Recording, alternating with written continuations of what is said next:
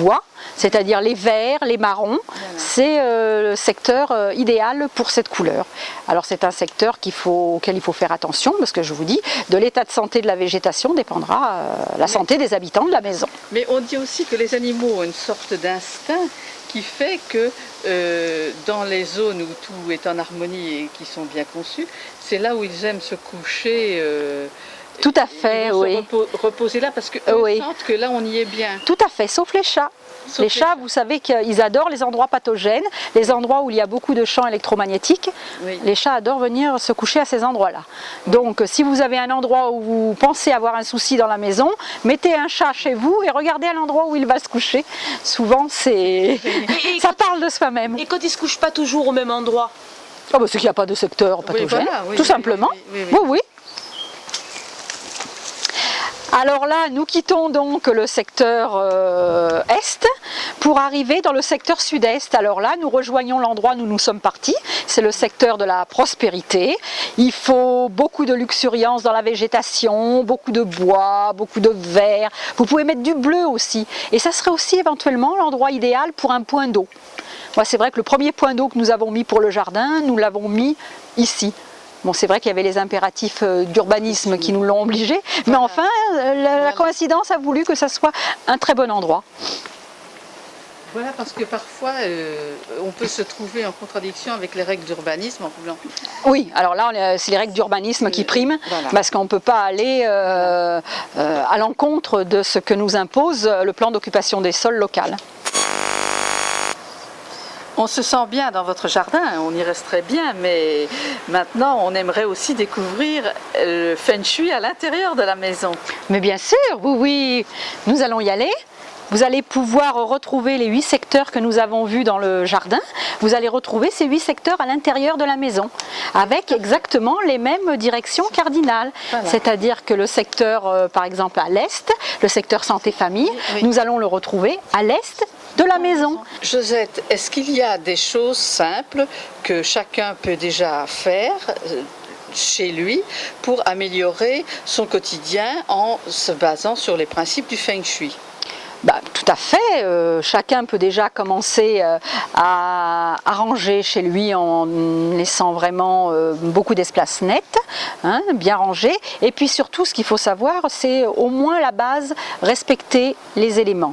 C'est-à-dire le cycle constructif, savoir qu'un élément nourrit celui d'après, c'est-à-dire que le bois, on ne met pas des éléments en bois n'importe où dans la maison, on ne met pas des éléments qui déterminent l'élément feu n'importe où. Il faut respecter le cycle de construction des 5 éléments. Donc je pense qu'il faut avoir affaire à une spécialiste comme vous, Josette. Je pense qu'il faut que ce soit moi ou un autre consultant, mais il faut avoir affaire surtout à une personne très sérieuse qui a fait des études et qui est diplômée en Feng Shui et diplômée d'une école connue, reconnue du moins. Donc vous pouvez contacter Josette au 06 20 21 57 56 et son site très important, www.fengshui83.com. Donc nous allons faire la visite d'une maison Feng Shui.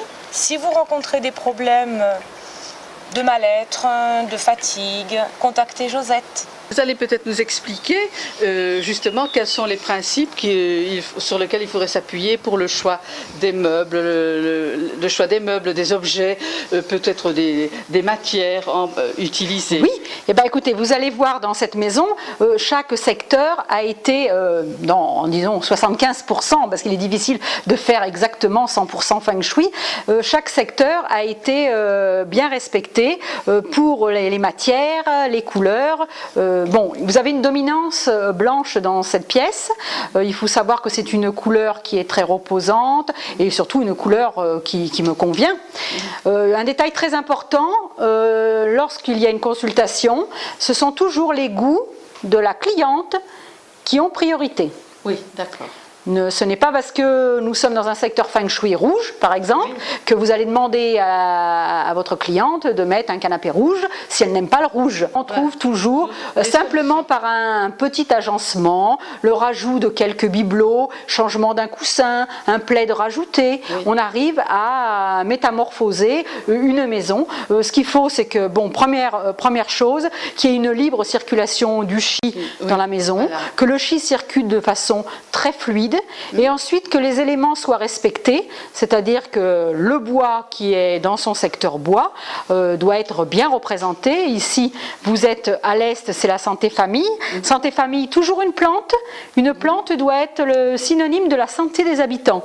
Si vous avez une belle plante, qu'elle est là depuis des mois et qu'elle se porte bien, ça voudra dire que les habitants se portent bien eux aussi. Voilà. Oui, ça voudra dire aussi qu'on s'occupe bien de la plante. Exactement, oui, oui. Parce qu'il est certain que... Oui. Et puis, il faut toujours des bouquets de fleurs fraîches. Ah, toujours les fleurs fraîches, parce que c'est vraiment un apport d'énergie très puissant que les fleurs fraîches. Il faut savoir que vous pouvez aussi mettre des fleurs en soie. Vous avez un bouquet de fleurs en soie à cet endroit. Il vaut mieux un très joli bouquet de fleurs en soie qu'un vilain bouquet de fleurs. Avec des fleurs fanées, c'est essentiel. Exactement. Alors à éviter bien sûr toutes les plantes en plastique, il n'en faut pas. Pas de plantes en plastique, pas de plantes de fleurs séchées non plus. Hein. Non. C'est de l'énergie morte. Alors on dit que c'est de l'énergie morte. Or quand on voit nos amis anglo-saxons, entre autres les Anglais, qui sont fans de fleurs séchées, quand vous allez dans les maisons anglaises, il y a des fleurs séchées qui pendent partout. Je connais, et les pots pourris aussi. Et dans beaucoup de travaux, d'ouvrages de décoration, on voit beaucoup de plantes séchées. Ah oui. Alors le pot pourri, c'est un peu différent. Oui, le pot pourri, c'est un parfum. Donc, vous pouvez mettre des pétales que vous laissez sécher, et ensuite vous mettez des huiles essentielles, par exemple de lavande. Là, ça a déjà une autre représentation. Vous remarquez les deux petites tables carrées, qui sont les formes de l'Est, carré et rectangle. Alors donc, vous avez la table de salon qui est rectangle. On retrouve les cendriers carrés, et vous avez les deux petites tables carrées, elles aussi avec des cendriers carrés. Voilà, c'est ça. Vous devez mettre des éléments feng shui et après laisser libre cours à votre goût. Oui, voilà, la petite note personnelle. Voilà, il faut toujours. Voilà. Oui. Il ne faut pas faire du feng shui à 100% parce que vous aurez à ce moment-là un intérieur trop impersonnel et qui ne vous ressemblera pas en fin de compte.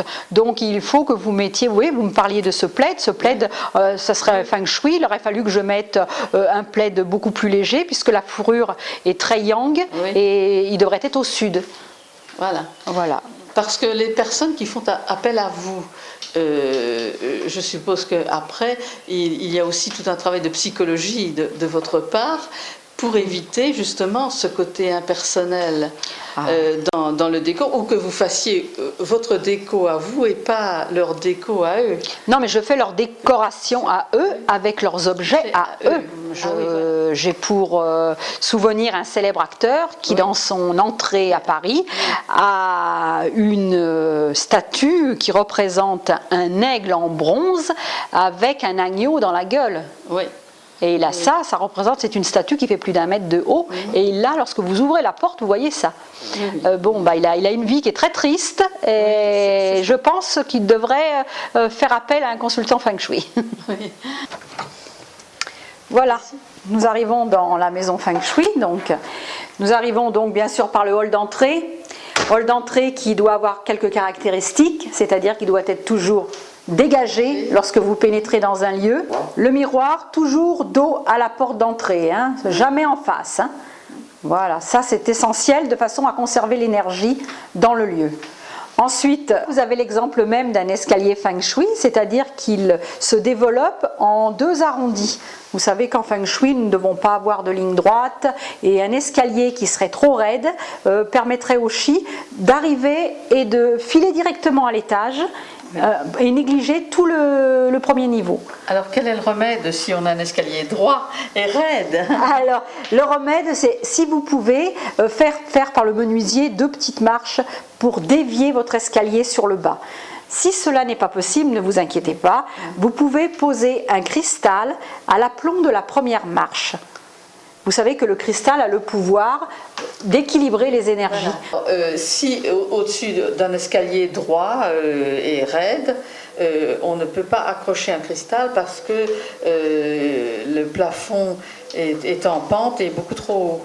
Que peut-on, quel autre remède? Y a-t-il d'autres remèdes? Bien sûr, oui, il y a d'autres remèdes. Prenez l'exemple de cet escalier-ci. Vous avez une statue assez imposante qui est fixée sur la première marche. Ce qui vous permet, vous pouvez mettre une statue et vous pouvez mettre à ce moment-là un gros pot avec une plante. Vous pouvez mettre, du moment que c'est un objet assez imposant qui permettra à l'énergie de rester au rez-de-chaussée quand même. De partir bien sûr à l'étage, mais de ne pas complètement partir. Elle va rester au rez-de-chaussée en grande majorité. C'est important. Voilà, je vous présente le cristal que vous pouvez éventuellement disposer sur la hauteur de votre première marche. Il faut savoir que le cristal a un très gros pouvoir énergétique dans la mesure où il équilibre le chi. Il équilibre l'énergie dans une maison. Si vous le positionnez sur une fenêtre, vous verrez le reflet de l'arc-en-ciel, les couleurs primaires qui se diffusent dans tout l'espace et c'est très très harmonieux pour un espace de vie.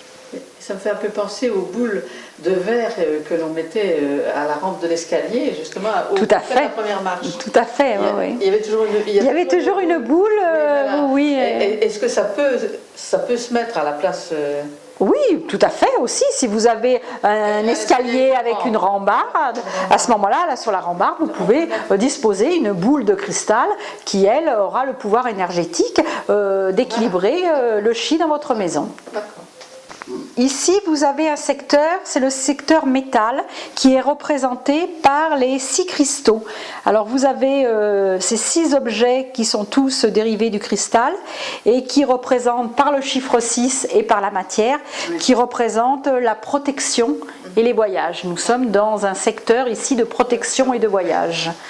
Vous l'avez représenté ici par les 6 cristaux et dans la chambre qui est contiguë, vous l'avez aussi représenté pour les voyages par une map monde qui se trouve sur une petite bibliothèque dans la chambre des enfants. Je vous emmène dans la chambre à coucher qui est dans le secteur, ça coïncide bien, qui est dans le secteur relation, c'est-à-dire rapport mariage, amour. Donc ce qui est très important dans ce secteur-là, c'est déjà d'avoir une décoration assez dépouillée, ne pas trop surcharger, pas de télé, pas d'ordinateur, pas de livres sur le travail, pas de livres de contes. Il faut que la chambre soit le plus zen possible. Pour l'harmonie du couple, il sera nécessaire d'avoir des tables de nuit identiques. Et vous noterez les deux lampes qui sont identiques elles aussi. Un détail très important, évitez de mettre des radio-réveils sur vos tables de nuit. Ça dégage un champ électromagnétique très très important au niveau de la tête. Là, vous avez une petite pendulette avec une pile, donc il n'y a pas de prise au secteur. Et donc, ça évite d'avoir ce genre de facteurs pathogènes pendant le sommeil. La lampe. Vous noterez les objets qui vont par paire dans la chambre. Nous sommes dans le secteur relationnel, nous sommes en sud-ouest. Nous avons donc les cadres qui vont par 2. Jamais de photos d'enfants dans une chambre, toujours les photos du couple. Les oiseaux par 2. Vous voyez, les choses vont par paire. Nous allons noter quelque chose d'important dans cette chambre, c'est que vous avez un angle saillant. Un angle saillant qui est dirigé vers le lit. Donc la personne qui est couchée pourrait en être affectée. Alors si vous regardez bien au plafond, vous noterez qu'un cristal a été disposé de façon à neutraliser l'arête négative qu'on appellera aussi char. Oui. Alors, vous pouvez éventuellement, si c'est dans une salle à manger que vous avez ce genre de problème, disposer une plante verte à cet endroit. Oui. Vous pouvez aussi disposer des rubans qui tomberaient le long de cet angle. Bon, moi, en l'occurrence, ici, nous avons choisi un cristal de façon à ce que cela reste le plus discret possible.